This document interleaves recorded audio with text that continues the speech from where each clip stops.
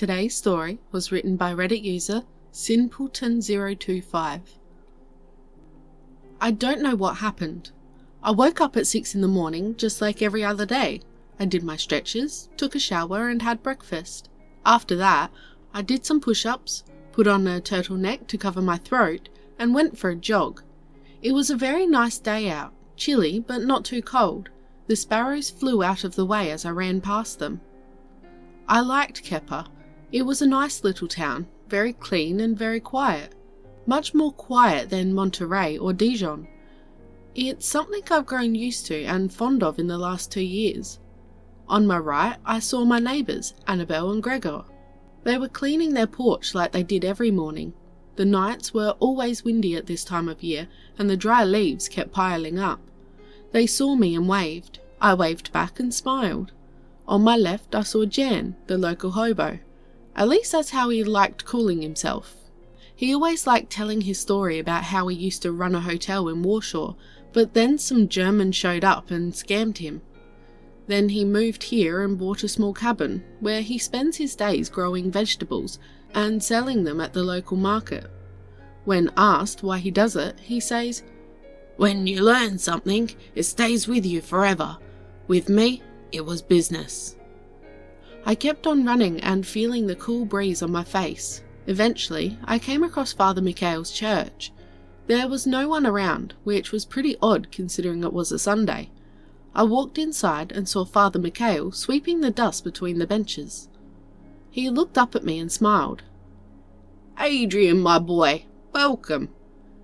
He put the broom down and straightened his back. He was a very old man, 79 somehow, but he looked and acted like someone almost 30 years younger. Every time someone asked him how or what his secret was, he would always say the same: faith in God.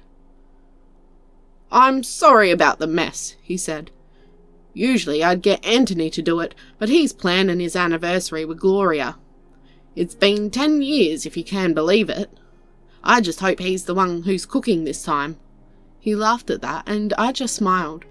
Father always knew how to cheer someone up. To me, he was one of the greatest men in the world.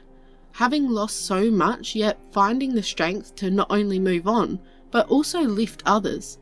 I've known that kind of pain. "Tell me, my boy, have any ladies sparked your interest?" he asked me, and immediately frowned. "Oh God, I'm sorry, I keep forgetting you." I put my hand on his shoulder and made a gesture with my hand. "It's okay." Father nodded and continued. "You still haven't explained what happened in France, nor do I want you to. But no, the house of God is always open and I will always listen." I nodded and made another gesture. "Thank you." We prayed together and I continued on my way. Soon I stopped running and started walking. The air got warmer as the sun rose behind the trees, and I saw one of my second favourite places, the outdoor gym. My father always told me that a strong man needs a strong mind, spirit and body, and I wasn't about to let any of those go bad. I got on the pull-up bar and got my reps in. After I finished, I immediately dropped down to do push-ups and then squats. At this point, it wasn't a hassle or some routine, it was just a part of me. I never skipped a day and I wasn't going to anytime soon. While I was getting my reps in, a few kids showed up, triplets, Marco, Sophia and Julia. They ran around chasing each other, always energetic. Their parents, Stanislav and Maya, were right behind them, laughing and playing. Sophia noticed me and shouted, "Mr. Lopez!" They all turned to me and waved. I waved back and Marco ran toward me. "Adrian, can you show me that cool move you did yesterday?" he asked with sparkling curiosity and wonder. "Marco, don't bother the man," his father urged, but I put my hand up and nodded with a smile. I got into a kickboxing stance and started skipping. Moments later, I threw a flurry of punches and then swiftly delivered a roundhouse kick into the air. "Awesome!" Marco shouted and started copying me. "That was so cool! I want to do that when I grow up. Can you teach me?" I patted the boy on his little head, nodded and winked. "No fair," Sophia said. do that too." "Not if I do it first," Julia said. "Then I'll kick your butts." I gave her a stern look and shook my head. Then I pointed my finger at Marco and Sophia and waved it left and right. They didn't know sign language, but my gesture was obvious. Not family. Maya got a little uncomfortable and put her hands on Marco and Sophia's shoulders. "Let us keep going. It was nice seeing you, Adrian." "Do visit sometime," Stanislav said. "I'm planning a barbecue next week." To that I nodded and put a thumbs up. They were good people with a happy family, a sweet sight for sore eyes. The rest of my day was pretty normal. I took a walk through town, stopped at a cafe and went home. Everything was fine until that night. I went outside again because I couldn't sleep. I put on my steel-toe army boots, camo cargo pants and weather coat, and went outside. Behind my cabin was a creek with some forestry. It was the quietest place I knew. Even in the dead of night, I found it calming. I always felt alone and at peace, like nothing could touch me and force me into the dark. Until that night. Something I haven't felt since I left France creeped up my spine, and I immediately jumped up. There was nothing but trees and stone around me, but I knew something was hiding nearby. Out of nowhere, a sharp pain hit my neck. I pulled out what looked like a dart. Turning around, I saw a small figure behind a bush, very small, below my waist height. It looked deceptively like a person, but I swear it had a tail and big round ears. I started walking toward it when another dart hit me in the side. Another one of them. My vision started getting hazy, but I kept going forward. Another dart hit me in the neck, and then another in the chest. I fell on one knee and pulled them out. Everything was blurry and I couldn't feel my face or limbs. Still, I stood up somehow. Was it anger? Determination? Did I just want to see what the hell this thing was? None of those reasons mattered anyway. As soon as I took another step, something big hit me in the head and I blacked out. The next thing I knew, I was in a room. I slowly got up, my head still hurting from the blow I took.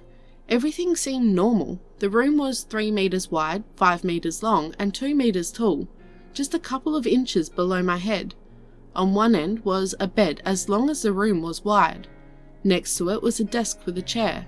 On the opposite side were a locker and a pull-up next to it. The room itself was somewhat pale except for the large mirror on one of the long walls. I suspected it was a two-way mirror, and that this room is some bizarre experiment. I looked at my reflection and saw that I was only wearing my underwear. Opening the closet, I saw that the clothes I wore along with others were there. I put them on and then stared at the glass. There was no way of knowing if anyone was behind it or not. Moments later, a green light flashed in a corner and a tray slid through a small hole. The hole closed soon after, and I took the tray. Putting it on the desk, I sat down and then opened it. I guessed it was food, of some kind at least.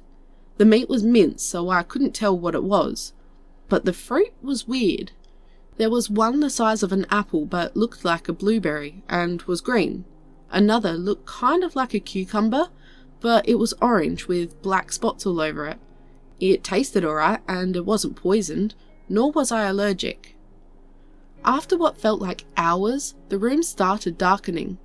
It was bedtime probably. I took a glance at the mirror before going to sleep. The same thing happened again the next day. It went on like that for weeks, 2 months maybe. I kept a track of the time and it was already past December. What a way to start a new year. If there was one resolution I had to make, it was to find out what the hell was going on. And for better or for worse, my wish came true. One day something happened. I don't know what. All I knew was that the ground started shaking and the lights went off. All was dark and quiet until I heard noises from the other side of the glass. I couldn't hear anything before. Something was wrong. My suspicions turned into alert when the glass started breaking. Someone wanted to get in. I hid on the right side so that they couldn't see me. The glass broke and I heard hissing, like that of a snake. I glanced to my right and saw a foot where the glass was. I instinctively grabbed and yanked at it. It was light, very light, like a child. Before long, I started punching and could feel bones breaking. I staggered for a moment, but then I turned around and leapt through the broken window. Standing up straight, I saw I was in a very large room made of metal, but the things in front of me were even weirder. There were 6. They looked like people, but also didn't. They had arms and legs, but also claws, scales, and a head like a lizard's. Red eyes stared up at me in shock. They were below my chest, and much slimmer. One raised a gun at me and fired. I thought a bullet would pierce me, but it just stung and bounced off, like a rubber bullet. The thing hissed and yelled something I couldn't understand. I lunged at it and kicked it in the chest, knocking it several feet back. 2 of the other lizards jumped at me. I grabbed one mid-air by the neck and threw him at the other. Then I rushed to the nearest one, grabbed him, and threw him to the ground. I could hear his spine break, despite the thick leather clothing. The last one thrust a staff at me, but I grabbed it with my left hand, pulled him closer, and broke his jaw with a right hook. The other 2 were trying to crawl away. I pulled them by their tails, broke one's neck with my boot, and crushed the other's windpipe. Letting the silence fill the room, I surveyed the area. Aliens? That was the first thing that came to my mind. The second thing was, I thought they'd be bigger. But there was no time to think about any of that. I saw a staircase leading upstairs. As I traversed them, I heard more and more screams and shouts. None were like the ones I heard before. The stairs led to a door somewhat shorter than me. I saw a button on the right side and pressed it. The hallway on the other side was awkward, and I had to lower myself to even walk through it. Was this a ship of some kind? A spaceship? Jesus Christ, what have I gotten myself into? There were 6 doors on each side of the hallway. All were opened and empty except for the 3rd one on the left. I could hear banging on the other side and something that sounded like crying. The door suddenly opened and I saw one of those lizard things again. It was holding a weapon in one hand and clutched a small creature in the other. It looked like a small hairy person, but its hands were like a raccoon's and its head something like a lemur's. Tears poured out of its round eyes as both of them looked at me with shock and fear. The lizard raised the weapon to fire, but I hit it square in the face before it could get the chance. It fell backwards, its nose and mouth now disfigured. The small furry creature was laying on its back and holding its small hands over its face. It was afraid. I couldn't understand what it was saying, but I could guess. I heard those words too many times. Please, please don't hurt me, please.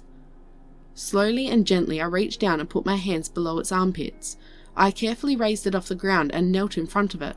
It was so small, so light, so scared. It panted and cried. I could see it in its eyes. It thought it was going to die. I didn't know what to do. What could I do?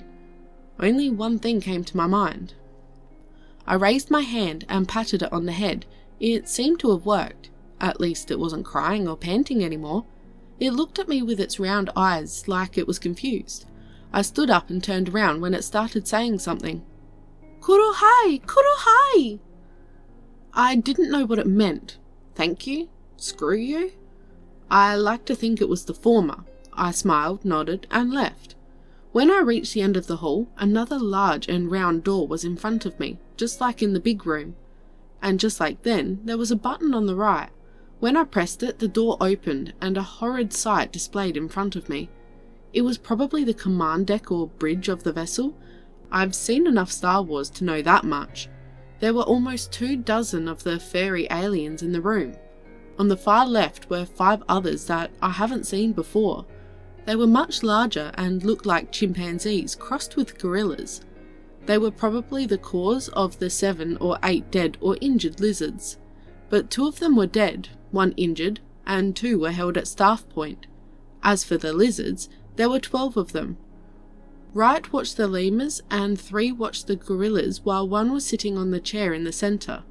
Everyone except him was staring at me, and that made him both irritated and confused, so it seemed. I quickly made my way over to him, grabbed him, and held him in a chokehold. Backing away with him in my arms, I made my gesture obvious. Surrender or I kill him.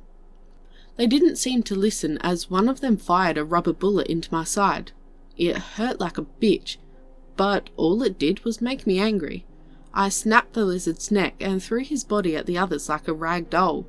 3 fell on the ground and another one came at me with his staff. I grabbed it, yanked it from his hands, and hit him with it, electrocuting him. The gorillas took this as a sign and attacked. Their arms looked slow but hit like a mule. 2 more lizards were already down, and I threw the staff at another before charging at the dazed captors. I punched one in the side of the head and punched another in the gut before throwing him sideways. One tried clawing my face off, but I grabbed his arm, snapped it like a twig, and then chokeslammed the fucker. I saw a lizard switching a clip in his gun. Those were real bullets. I ran toward him and yanked the gun before he could fire it. Then I shot him. Real bullets. Blood dripped from his chest as he fell. The gun felt weird. It was bigger than a pistol, but not quite like a submachine gun. The handle was small and the trigger had no guard. Its barrel was squared with a cylinder inside of it, and the iron sights were sharp triangles. My train of thought was interrupted when a lizard hissed behind me. It held one of those small furry aliens and a gun to its head. It kept saying something in its alien language I didn't understand, nor did I care. I raised my weapon and slowly walked toward them as I stared into the lizard's red eyes. He kept hissing and shouting nonsense. Soon enough, I got too close and he pointed the gun at me. I immediately fired and hit him in the eye. When the body fell, so did the furry alien. Their stares didn't change, still fearful and weary. I knelt and extended my hand to help the alien up, and it accepted it quicker than I thought it would. It was the only one that looked at me with something other than fear. It was amazement, I think. It took a tablet from a desk nearby and showed me a familiar image. It was the cross I drew earlier. This is the one who gave me the tablet. It turned around and spoke to its other people. They calmed down, so it seemed, but the gorillas, along with one lemur in a dark brown uniform, kept eyeing me. They talked some more. About what, I'm not sure. All I could tell was that the brown one was in charge, and he wanted to show me something. He tapped on the screen and several images popped up. Spaceships by the look of it. The one in the centre was blue. It was the one we were on. There were 3 smaller red ships on its sides. The captain tapped one of them and marked the bridge with a yellow circle. He spoke a few words slowly so that I would understand.